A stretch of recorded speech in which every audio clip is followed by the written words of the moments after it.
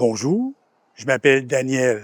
Ça fait 8 ans que je demeure à Montréal, mon seul et unique quartier, Villeray. On se retrouve en mars 2020.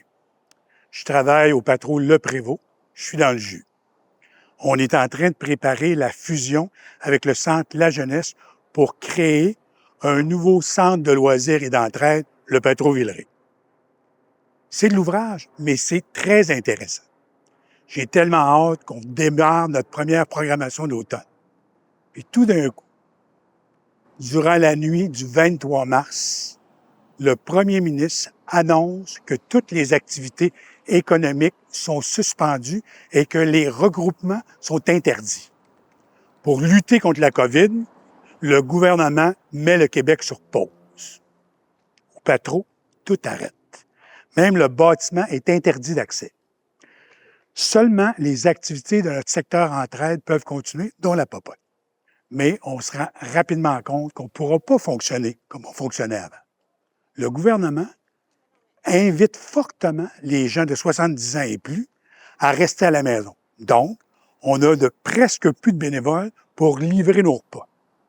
Et en même temps, la demande pour obtenir la popote est en explosion. Il faut se réinventer et vite. Premièrement, on décide de produire des repas congelés plutôt que des repas chauds. Comme ça, on va pouvoir livrer à n'importe quelle heure du jour plutôt que strictement sur l'heure du dîner. On pense que ça devrait nous aider à recruter des bénévoles plus jeunes. Ensuite, on lance un appel aux organismes communautaires du quartier pour savoir s'ils ne peuvent pas nous aider pour faire l'évaluation des besoins et livrer des repas. Dans le temps de le dire, on recrute 5 organismes. La Maison de quartier de Villeray, la Maison des grands-parents, le Centre des aînés, Nourrir la rue et Villeray dans l'Est.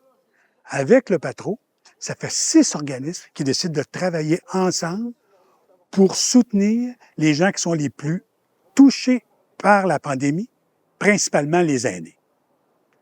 Grâce à tout ce monde-là, du mois de mars au mois d'août, on a livré 1600 repas gratuits par semaine. C'est 4 fois plus que ce qu'on livrait avant la COVID. La pandémie, ça n'a pas été facile pour personne. Pour certains, ça a même été dramatique. Mais on a quand même eu l'occasion d'éprouver certains sentiments porteurs d'espérance. Pour moi, c'est la fierté d'habiter et de travailler dans un quartier où des organismes communautaires n'ont pas hésité à se regrouper pour se donner une force et une intelligence collective qui leur a permis de rapidement réinventer la popote à Villeray.